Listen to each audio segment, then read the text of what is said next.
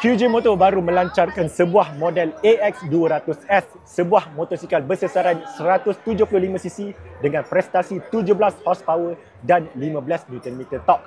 Jadi, anda boleh jangkakan sebuah skuter yang bakal menjadi pesaing sehat kepada pasaran skuter di Malaysia. Benda pertama yang menarik perhatian kami adalah winglet di bahagian hadapan itu. Walaupun dalam video tidak nampak sangat, jom kita zoom sikit. Ini dia winglet yang dikatakan. Lain daripada yang lain. Tak ada lagi skuter yang ada winglet seperti ini. Dan dia kemas, tidak melebih-lebih. Dengan berat 127 kg dan tangki bahan api seluas 10 liter, anda boleh menjangkakan sebuah motosikal yang jimat minyak dan juga nimble ketika di jalan raya. Untuk rekaan lampu belakang, beginilah rupa bentuknya.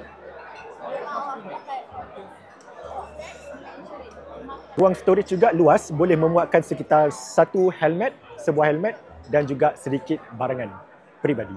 Dan ini adalah ketika lampu dinyalakan.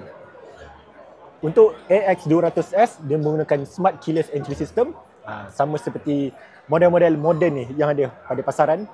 Bagi ruang simpan di bahagian dashboard ini, cara nak buka hanya tekan dan dia akan jatuh, dan dia ada slot pengecasan USB Type A dengan sedikit ruang untuk kita simpan telefon pintar kita. Amat mudah ketika cuaca hujan ataupun ketika anda nak charge telefon pintar. So untuk meter ni dia separuh ni, dua button di sini dia berfungsi kalau kita tekan dia.